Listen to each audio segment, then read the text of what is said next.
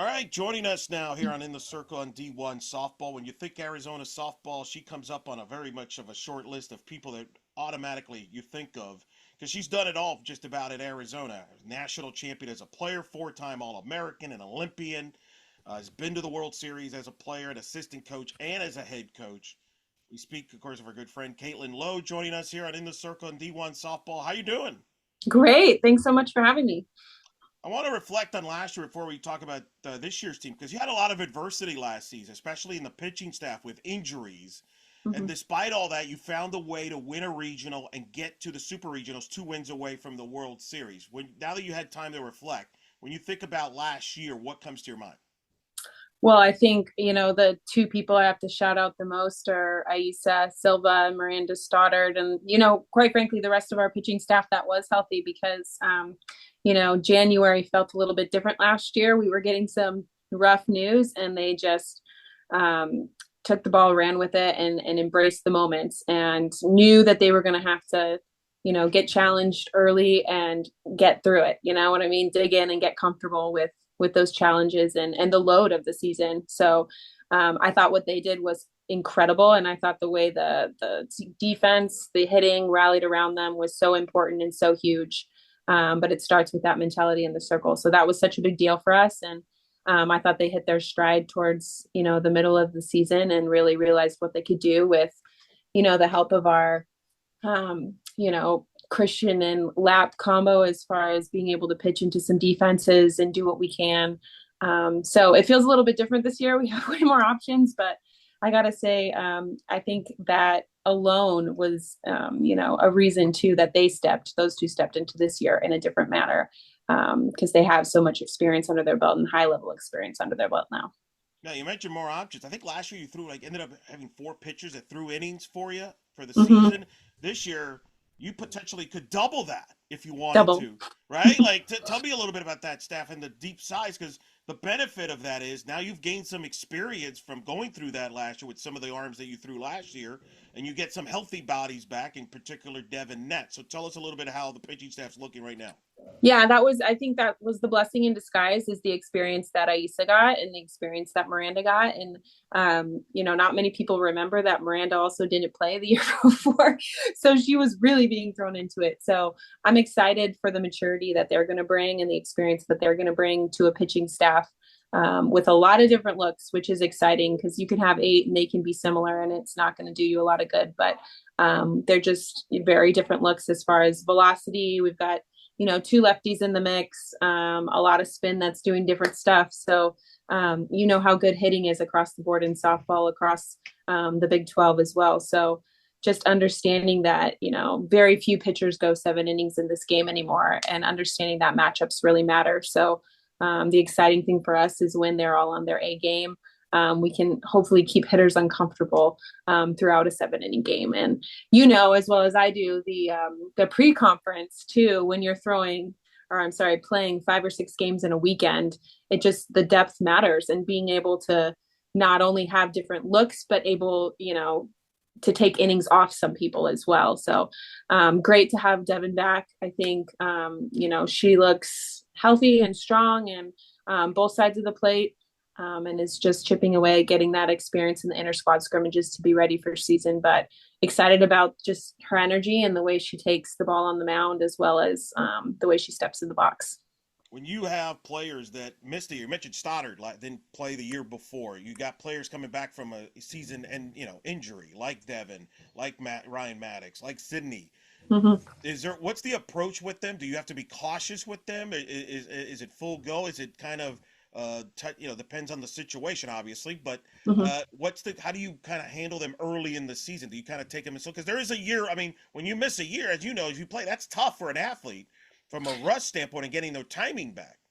Definitely. I think their timelines have been helpful to us, though, because when they were able to get cleared, they've kind of been able to ramp up in the fall and then now throughout January. So I think on the flip side, making sure eight pitchers get the innings that they need and the prep time that they need going into a season and throughout the season is, going to be a challenge as well to make sure they all stay crisp, and get the opportunities they need. So not being careful with them as far as what we're doing now. They're all full go, and we're kind of ramping them up to season. But Ryan, again, you mentioned Ryan, and she's someone I'm super excited about to get the ball because I think she looks different than everyone else.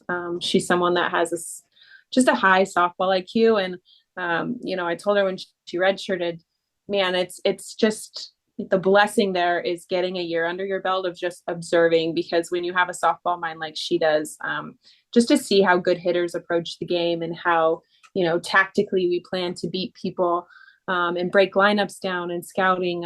It's cool to have that year under your belt before you actually get thrown in the fire. So I think that's going to be just a huge benefit to her. This feels the potentially is the deepest staff that you've had, not just since you've been a head coach, but maybe even a few years prior to that, with the options that you have with Devin and Ryan and Sydney there. You've added the freshman, Sarah Wright, who's part of a highly touted class that we'll talk about shortly. You've added Swain out of Iowa State in the transfer portal. Just tell me about some of the other arms here. But it seems like you've got a lot of options and some interesting decisions to make as far as how to use them. Yeah, I mean we went to the complete other side of the spectrum with decisions, right? Then we had not many decisions last year, and we were kind of thrown into when everyone looks good, there's a lot of options, which is great because you know what, some of the matchups are not going to be catered to some of our pitching staff, and some of them are. So I think the coolest thing has been watching Christian kind of, they have bought into his system of these are the good matchups for you. And this is why you would be coming into the game to throw these pitches. And this is why you're following, Ryan Maddox, or this is why you're following Devin, because when you come in, this is the look that we need. And I think when you start to get tactical like that, the game gets really fun. And, that happens on the hitting side of the ball too. But I think that's just been really cool. And, just a lot of different looks. I think Saya brings, it's tough to see the ball when she's on the mound. I'm not going to lie. And that's coming from our hitters. So she's tricky with her release point and what she does. Just a lot of tools. And, again, can't say enough about the maturity of someone like Miranda, who's going to come in with a year under her belt and having, not thought she was going to put the game down, as she did last year. So, it's just all exciting, and to see what they do with these opportunities, it's going to be great, and just making sure they're ready for the time that their number gets called. You mentioned Christian Conrad now in your second year as your pitching coach. How has that, adjustment and getting, what did you learn from him being around now, working together a year with him, how he handles the pitching staff here as he enters his second year? Because I'm sure the returners, especially the pitchers, are now more familiar with what he expects. He's familiar with them, and you're more familiar with him. Correct. And I think, it's one thing to come in and teach mechanics in the bullpen, to make pitchers better every time they come and work with you. And then I just think he thinks of the game as a whole. I mean, we have our defense rotating against certain hitters because we've scouted them so much and understand, when our pitcher throws this spin, this is where the ball could potentially get hit. And when you have a defense that's bought into that system, now we're a step closer to every single ball. And I think that's what makes the game really cool, is just thinking of it from that strategic point of view. So, and what matters in those scenarios is everyone doing their job. So being able to understand that my bullpen matters because of this, I need to hit this spot because my defender's going to be there, and this is what's going to make the game flow and create wins for us.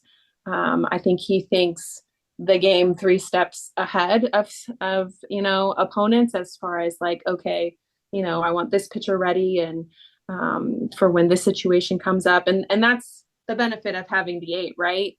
Being able to play that way versus having to save someone for the next day. So it's just exciting. I mean, he's one of the smartest coaches I've ever met. So it's just fun to watch him work, and he's very passionate about what he does. You've got a new addition to your coaching staff in Amber Freeman joining you. I feel like you're collecting like all PAC alums, I feel like, on your staff, or some connection there. But in all seriousness, what does Amber bring to the table, and how does that impact the offense?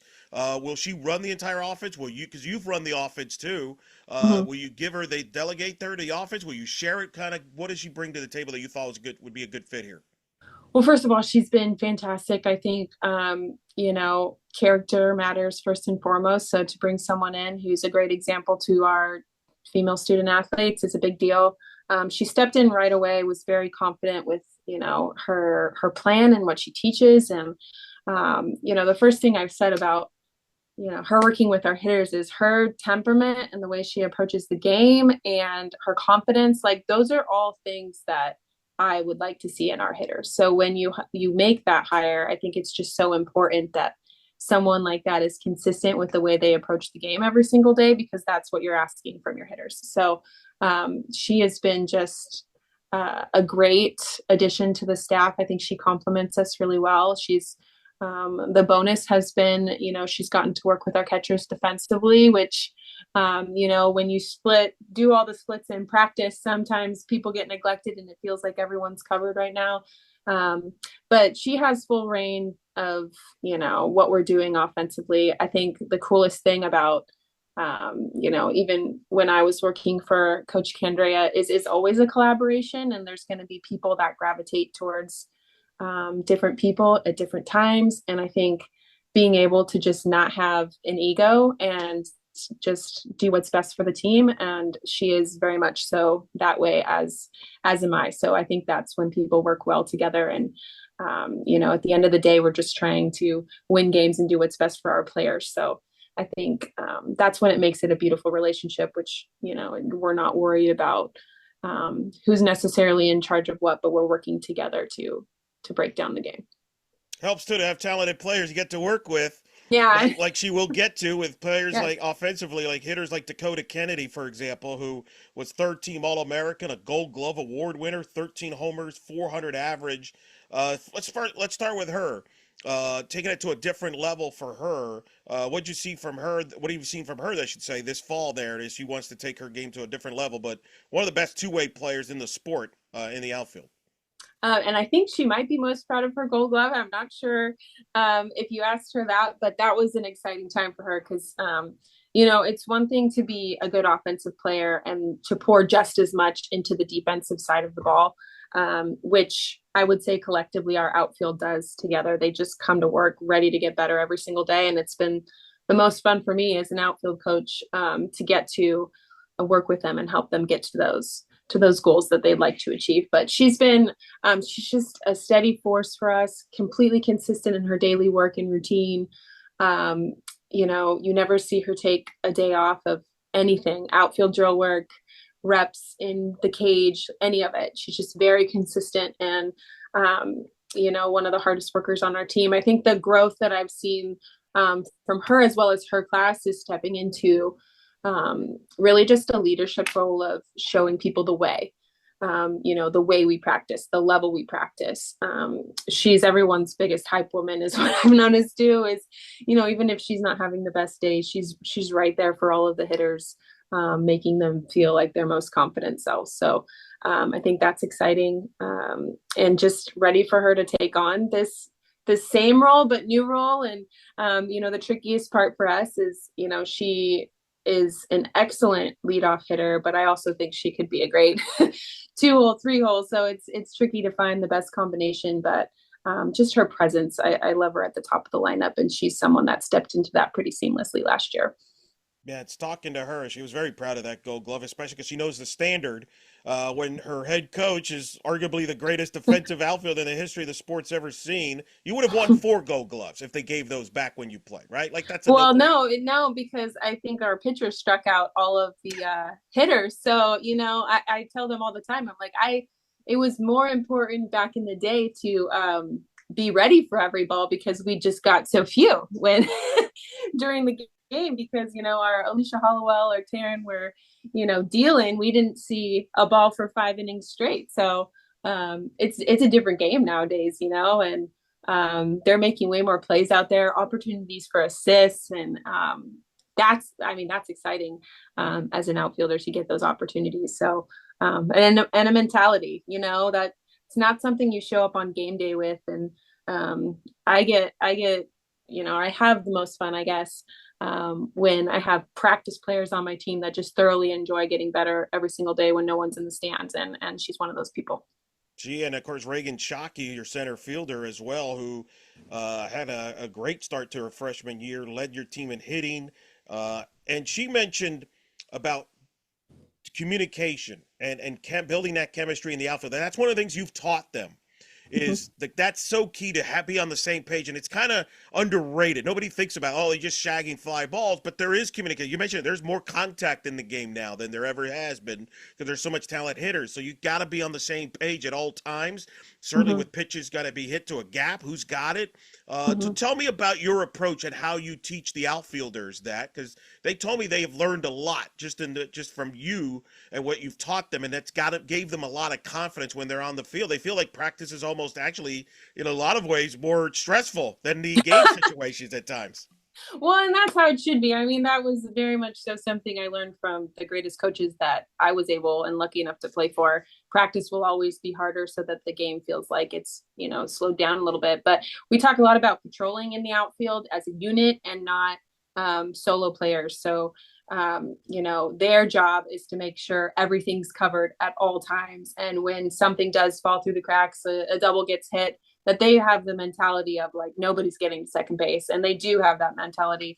We work on fence balls all the time because if that thing is within a foot of the fence, we are robbing that ball, and that's something that I think it's so cool when you go watch any team practice and their live reads are game speed, and our outfielders take so much pride in getting just a split second faster at those reads in our batting practice when no one's there. So that's been very cool. And yeah, it's funny. I was talking to I think our coaching staff the other day, and I'm like, man, the coolest thing is their personalities could not be so different. Um, but their bond is so great. And I'm not talking about three of them. I'm talking about all five of them that are out there taking reps every single day. And Zadie Tagalog, who joined our team in Reagan's class, hasn't seen the field really as a starter at all, but man, she just works to get better every single day. And when that's the collective mentality of your group, it's just so much fun to come to practice and watch them work. And you don't get surprised by those types of awards when people are consistent every single day. And it really is helpful to be surrounded by that, when you're that type of worker and then you're next to that kind of worker. Everybody just gets elevated. But that's been a true testament, when you're tired on a Wednesday and it's, your arm's sore and you don't want to necessarily, it's been arm day in the weight room, just digging deep and understanding what it's going to take to get better on that Wednesday. You mentioned the unit, of course, with Dakota and Reagan leading the way, but you also returned Altmeyer, who was your right fielder last year. You mentioned the other couple. You have a couple other outfielders. Tell us about how you feel about this group, the most experienced part of your defense. Yeah, and I'll shout out Paige Dimmler too because she was a World Series outfielder for us a couple years ago. So we have depth, which is fantastic. I mean, Kai's someone that came in as she was an infielder, outfielder, true utility, and could play both and took reps at both, but has really just grown so much in the outfield. Her arms gotten so much better, range gotten so much better, and the tricky part about when you play infield for so long, sometimes the fence gets tricky because it's this obstacle that's, unknown. And she's gotten so much better with that. So the mentality, though, I think it's so cool that, their relationship, the five of them, because they're not everyone is starting every day, and just their, way they go about getting better every single day and making each other better every single day. It's just a true testament to their character and just the way they are team based and not individual based. And they bought in, I would say very much so last year too, to being just a dominant unit and understanding that like they wanted to be the best in the country collectively. So that, we won way more games because they were going to handle their business. And when you have a mentality like that, it's been pretty cool because our infield is on the younger side, or not the younger side necessarily, but less experienced as a unit. And so we do have returners, and at the same time, we're adding new people. So when you have that steady force in the outfield, it's kind of nice for that to kind of spread into the infield as well. See, you've been on with me now too many times on the pod because you knew the segue I was going to I go let with you right there. right in, right? You Like It that was was just like beautiful, a, I perfect, mean, fastball down the middle. right down the middle, perfect setup to the infield there. So that's great. So you definitely could qualify to be a co-host anytime if you want, if you have spare time in your few minutes. But you Yeah. mentioned the infield as a unit. You lose Scoopin and Skaggs. That's going to be weird not to see them in the lineup if you follow Arizona softball for the last handful of years. Behringer as well. So how does this infield unit look like? Well, you get some pieces to replace. Um, I mean, they look great. They're young, and we have way more depth than we had last year. I mean, I can remember, Scoop, Skaggs, Taylor, and at some points Logan and Blaze showing up, and that was our infield. And when Logan went down, we were thin, as far as just if anything happened to anyone, which luckily those everyone was rock solid, and Taylor Beal played through some pain last year to stay steady for us at shortstop, but it's been exciting, and I credit Taylor Beal for a lot of it because I think she took everyone under her wing, showed them the way.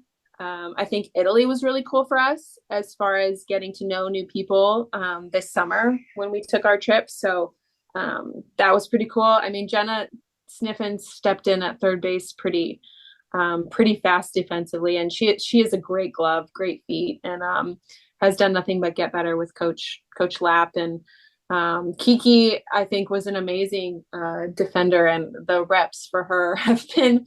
I mean, the girl, I'm surprised her head's not spinning. She takes reps at third, short, second, and first, so she doesn't have a break all day. And does it pretty seamlessly. So that's been exciting. Logan Cole has done, she's a great second baseman. First base will be interesting, and I think it's going to be who's hitting offensively. And I think, it also provides some fun opportunities to keep some pitchers live, where we need them to be live. So that will be, I mean, I don't see that being necessarily one person the whole time. I think that could be something that rotates. And defensively, we have a lot of great people, a lot of great options over there. And then I think offensively, it'll be, who's hitting the best and what makes us the best offensive unit. Yeah, Kiki Escobar, of course, coming over from Oregon State. And of course, you mentioned Taylor Beal, the Pac 12 Defensive Player of the Year at shortstop. How big is it when you have these new faces in the infield and competition to have somebody with her experience and probably her tangibles that she brings from a defensive to kind of anchor that infield? I could not be more proud of her. I mean, her freshman year, she came in and maybe said two words the whole year. She just not timid, but quiet.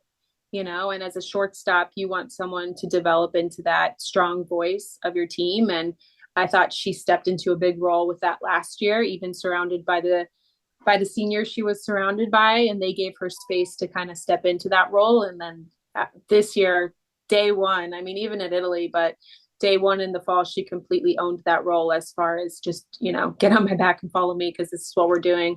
And, I think Logan has been helpful with that. She's been around too.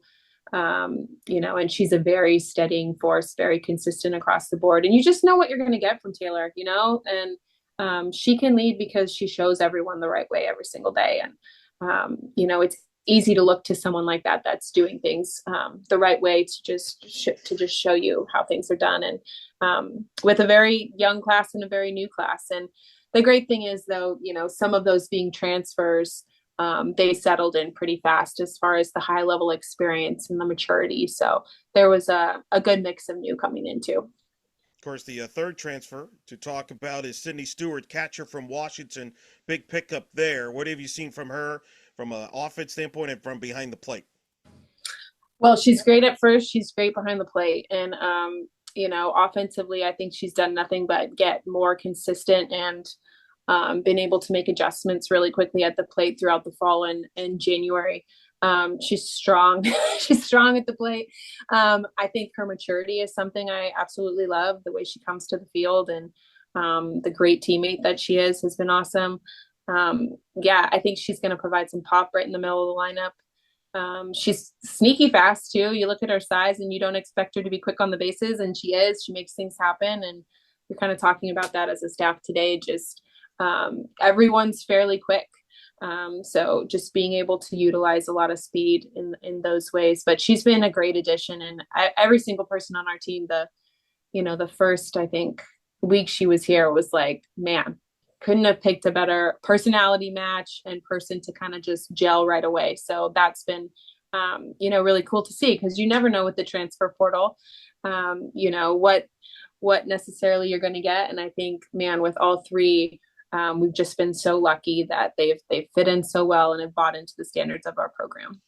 With her versatility, playing first and can catch, obviously, that gives you that option. I know you like playing multiple catchers throughout the season to keep them fresh. Mm-hmm. Do you feel the same way you'll be able to do that this year? Plus, with all the arms you have, will you consider actually assigning catchers to certain pitchers because you have so many options pitching wise, or would you rather have the catchers to just catch whoever's pitching? Yeah, I mean, we've thought about the matchups like that before. I do think it's important to make sure that your catcher's legs stay fresh, especially throughout the pre-conference season when you're playing 5 or 6 games in a weekend. So I think that's important. And then I think getting all our hitters in the lineup, quite frankly, between the DP role, DP first base, catcher position, there's a lot of flexibility for us. And as far as whoever is on the mound. So there's a lot of flexibility for us there, and just finding that right combination, and, making sure we keep Devin fresh for the innings she needs, and that we keep Sydney and EK fresh for a full season. And, Shep is someone that came out and had a killer freshman year for us. So making sure those people get the at-bats that they need. So, depth is great. And then just finding those instances to be able to plug people in. And not only that, but them being ready for when their number's called is a big deal. You've got a pretty good freshman class that was ranked to top 10 by all the publications that rank recruiting classes. And, whatever you think of those things, one thing that was consistent, everybody liked your class. So that's a good sign when everybody can agree they like your class. Tell me a little bit about this freshman class and their identity, and what some names maybe that fans could kind of get used to hearing. Well, yeah, very well-rounded class. Someone I think that stepped in right away defensively for us was Jenna Sniffen, and with just her composure, you don't see it a lot from freshmen stepping in right away. To be surrounded by people who have, been in those highest moments, and to feel that sense of poise on the field is really exciting. So she stepped in right away and just ate up everything Taylor had to say, and just stepped right in line. Emma Kavanaugh is someone that has really grown throughout the entire fall in January, and has just made huge strides, just becoming that consistent player. And man, I mean, those two are workers. They're in the cage all the time trying to get better, and you can see that start to show up in their daily work, and the way they approach the game. So that's been exciting for us. Sarah Wright on the mound has some great tools. And just, I think the biggest thing is, once the uniform goes on, once the lights turn on, who performs. So it's going to be cool to see, them surrounded by a lot of people who have been there, and how they kind of rise to the occasion. You've been handling the recruiting for a while, since even when you were on Coach Kendrea's staff. I'm very intrigued to know is it different when you're a head coach recruiting versus being an associate head coach recruiting or assistant? Is there a minor differences? Is it a big difference? No difference at all? What describe the differences wearing the different hat as a recruiter? I think in some staffs it might be different, and people might answer this question differently. My problem is I really love recruiting, and I say problem because, we're sitting there as a staff, and I'm like, okay, what's everyone's basically like wish list, if they could pick for the summer? And I'm like, okay, so I think I just listed myself going out for 5 weeks straight, and like, when am I going to come home, and when am I going to see my family? And I just wish I could be so many places at once. And so nothing has really changed. I still like to go out and watch the players that are going to be, we're going to be invested in for 4 years in the program and well beyond in life. So I haven't taken a step back, but I think the difference probably is that I trust my staff so much that, like when Christian comes up to me and says this is the arm that he wants, I'm all in. Tell me what I need to do to help. And I trust Lap, I trust Amber as far as their eyes go. So that's nice, because if I can't be somewhere, I trust that the work is getting done. And I think that's really important to have on a staff. But as far as me taking a step back, I don't think that will ever happen, because I just enjoy it so much. I love being invested in who's coming into our program. What's your favorite thing about recruiting? as far as when you're, if you're evaluating a kid watching it, what is it that you still have the passion? Because there's some coaches that, I'll be honest and say, yeah, we kind of do it, but it's tougher and tougher. But you seem, I can hear in your voice, you still enjoy it as much as when you probably first started recruiting.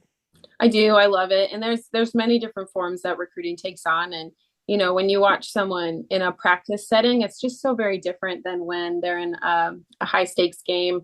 Um, if I'm recruiting outfielders, I'm on the off the ball energy and communication and like things that people don't watch. Like I'm all over. I post up in the outfield and I want to see what you're doing when you don't have the ball.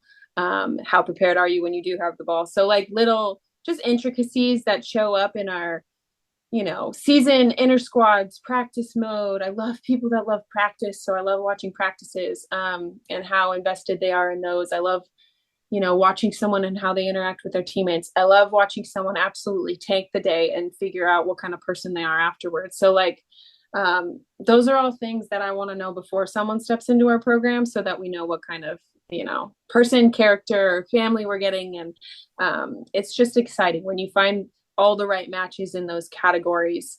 It just makes you excited about the future, and then you can start to really see the big picture. So I think, yeah, I nerd out on the recruiting piece. I don't think that will ever change. Luckily, my husband knows that, and they take some trips. The family takes some trips with me too, so I can keep that balance a little bit. Oh, nice. So you add in a family trip into it, the mix, and balance it that way. That's good. Yeah, That's except for creative. I'll leave at 7 a.m. and I'll see you at 10 p.m. A lot of balance right there. Very good. How much of their recruiting was based on some of the experiences you had being recruited? I mean, you were recruited by arguably maybe the greatest recruiter ever in Mike Condrea. I mean, the roster, the talent speaks for itself. How much of that experience going through a recruiting process as a player has helped you from being the recruiter of Yeah. players, being able to relate? Well, I would say it's more similar now than it used to be. I mean, when I first stepped into this role, especially crossing over to assistant territory, I mean, that's when the early recruiting was happening, and it looked nothing like when I was being recruited. It was just complete madness. So I think now it's a little bit different. We're waiting till their official visit time. You have a day that you can call and have those conversations. And I think that was super helpful because I understood what I appreciated about how coaches handled the recruiting process. And it was very mature, business-like. And, we weren't calling every single day. It was, get to know you, get to know your family. I think that was such a big deal. Home visits were a big deal back in the day. So you truly got to see the family unit at work and what you were, the person and the character that you were getting coming into your program. So yeah, I think, the pieces that some don't think about as far as well beyond the softball field were emphasis for Coach Candrea, as well as, when he was here and building his staff and all of the things. So yes, many a lesson because you don't want, a low character kid in your program that's going to be there for 4 years. And you just want to be happy and surrounded by people that share your passion and work ethic. Yeah, that's one of the reasons why the field's named after him. Yeah. Right? For Yeah. a reason. That's why he's on the wall. He tries so hard to get off the wall. He will never be off the wall as And long as I have a say. yeah, I don't think it's possible. Yeah. But of course, Mike Condrea Field, Hillenbrand Stadium was named the NFCA Field of the Year. Hey, I Right there. just got my plaque in the Oh, wow. mail Look at today. this. I know, like you set that up right there. See, there you go. Man, I'm telling you, you're definitely She's a going to be beaut. that's pretty good. What does that mean? I'm curious. Obviously, that's tremendous. I know in talking to the players, I mean that's like one of the great stadiums in the sport with all the history there. And I know there's written with the renovations and everything, a lot of hard work put into it to get that award. What did it mean to you as somebody who's played in that field, that's coaching in that field? And I would imagine you'll show that to Coach Condrea. There's got to be some pride from him as his standpoint. Because I remember when I had him in the podcast a few years back, when this whole idea of the renovations, he was behind and pushing for that. It's got to be a proud moment for all of you. Well, just to be clear, when I was on my recruiting trip to Arizona, he showed me the blueprints of this field back then and said that it was going to be, this was coming. So he's had it in the works for a very, very long time. not that I'm old, I just dated myself, but yeah, it's just been really cool. And, you know, the one thing that I say more than anything is now that, you know, that stadium, the grandstands behind have been built, the energy that goes to the field and to the players. The only other place that I've really felt that greater has been Oklahoma City during the World Series. The place is sold out, the triple deck. So that environment and being able to play in that environment for our players is so huge to get us prepared for big moments. But I mean, that's one man's vision for how he wanted to run this place and the kind of people he wanted to bring through it and just making it successful. And it's been his vision for a reason, and it's been his vision also to give women the platform that they deserve. And I think that's so cool that that's where that came from. You know, we have baseball fields all over that look like this, but to have, you know, college softball stadiums like set the standard for that across the board has been really awesome. And I also always credit our field crew because they're the ones that make our grass look pristine. I did say grass first because that's mostly my priority, but the dirt always looks great too. But we have people that pour into this program on a daily basis and support staff wise. I'm just so blessed to be surrounded by great people that take just pride in the daily work that they do. So, you know, I think all around it's just, it's team effort and a team award. And, you know, we made some shirts and polos for our field crew to rock this year to, you know, give them all the credit back to. That's really nice. Where's that plaque going to be put? Who's That's a great question. Cause I mean, the box came yesterday. So, I would say maybe in the Lapin Center in our team room. That's where we keep the trophies and stuff. So I think it should be proudly displayed over there with the team. Very good, very fair. I think that makes a ton of sense there. There, you mentioned Oklahoma City. Mm-hmm. That's where you're definitely you're guaranteed to play there at least once, because that's where the Big 12 championships will be at. Of course, year one of the Big 12 for you and your program, Utah and Arizona State coming along. It's here now. What's it like to see it now? You've seen it in the other sports, and now you'll be a part of it. Some would say you got a taste of it last year in the Supers because you had to go to Stillwater to play Oklahoma State. So maybe that was your introduction right there officially there. But what's your thoughts now? The moment's here now in the Big 12.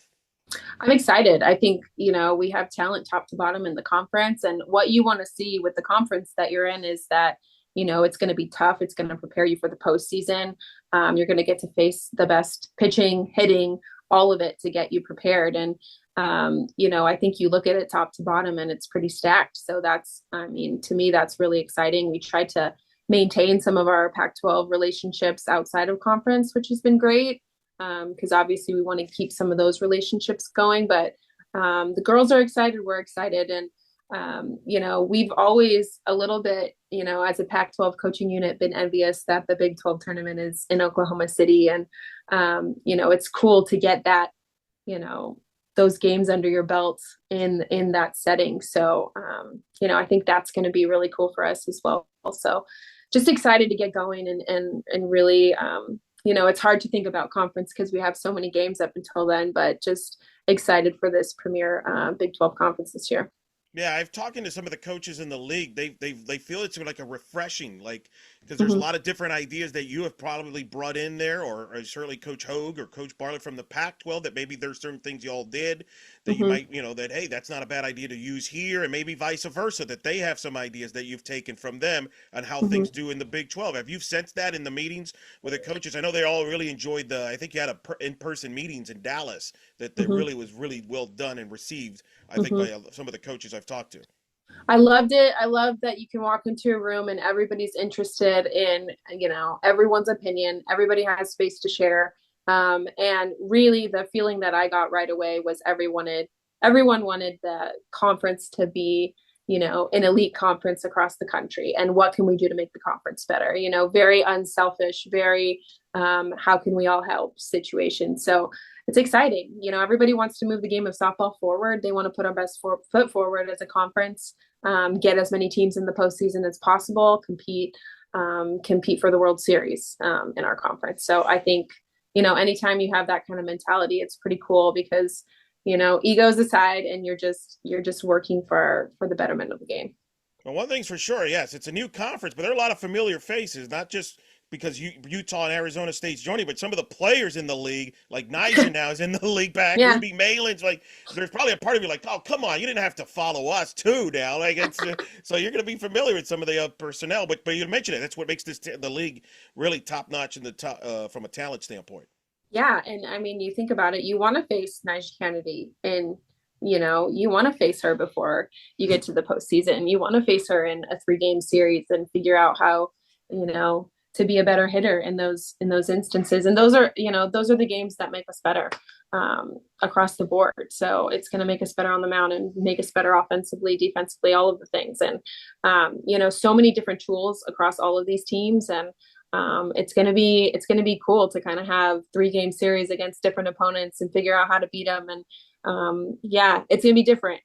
Not going to these Pac-12 cities, and at the same time, I think everybody's excited about it. But you mentioned it, you're going to play some of the old Pac-12 schools in non-conference. I mean, Mm-hmm. week one jumps out to me right away. You got Alabama coming to your place and Washington. Hello, that's like Oh, that's like one of the marquee tournaments of the opening weekend for a lot of people are excited. Let's circle that among some of the other opponents. Has that been a good process with some of the Pac-12 schools, and maybe even make it easier from a scheduling standpoint of being able to plug in teams to your tournament, or are you traveling vice versa? I think it actually did make it easier as far as some West Coast teams that need to get into tournaments early. So that was a little bit easier for us versus trying to get some people to travel quite a ways to get to Tucson. And then just we knew before this happened that we wanted to maintain some relationships throughout the conference. So we have Washington coming, we have Stanford coming, and then we'll play UCLA in the Judy Garman this year in California. So we wanted to make sure that we're playing the best competition and maintaining those. And at the same time, we're going to be able to travel to some California tournaments now that maybe we weren't able to do in previous years because they were within our conference. So that's exciting. And we always know that those are going to be competitive teams. So anytime we can get those games in pre-conference too is huge for us. I know Judy Garman's excited to host that matchup in Yeah. particular. Is that something that y'all just find creative ways to play in maybe unique places with the Mm-hmm. game, or is that still kind of evolving year by year? Just kind of year by year. I know, we're in the works next year to return that trip to Stanford because we have a lot of seniors that are from that area. So, yeah, it's crazy. People don't realize how early you start to plan out the seasons, but we're talking about 2026 already, kind of starting to get teams on paper, and he's coming to our tournament. So, I give Lauren a huge credit to who she was able to get into the home tournaments this year too. I think she might know a few people at Stanford. She does, just a few, A couple, yeah. Just a deal. I'll let you go on this. Obviously, you mentioned that opening weekend tournament. A heck of a field you've got there at opening weekend. A lot of eyeballs will be there. What are you looking forward to finding out about your team that weekend and beyond? That you might still have some thoughts and questions about this team that you won't find out until you see it against live competition for real in competition. You're looking forward that could determine impact how the season goes. Well, I'd love to see, how our new players step into these roles. I think with a big circle around our pitching staff and who's going to be the ones that step in, want the ball, execute in those moments. When it's another team in the other dugout who kind of rises to the occasion. I think that's what I want to see from our freshmen too. And then just being able to gel as a unit is the biggest thing, and how early you can do that as a collective defense, a collective offense. So just excited about people stepping into those roles and really making it their own. That is Arizona head coach Caitlin Lowe joining us here on In the Circle on D1 Softball. Coach, I'm excited that you're in the Big 12 because I'm going to probably cross paths with you at some point during the year, which would be a first. Way more now. I know all these years I've known you, yet I don't think we've met in person. Always stuff gets in the way, like a national pandemic or, I think they have flights to Tucson. I don't know. I mean, like That's Orlando. very, yes, I've heard. That's rumor. I've heard that rumor. I have heard that rumor. You do open there, so we could see, we could be in the works. Okay. We'll figure that out behind the scenes. But until then, and I really appreciate you taking the time. I know it's a busy time as you get ready for the season, but always appreciate you taking time to talk to me and talk to us here about your team and the program and just softball and life in general here on In the Circle and D1 Softball. Absolutely. And we appreciate what you do for softball too, Eric. Just wanted to shout you out because you give us a huge platform to tell our stories and it's awesome.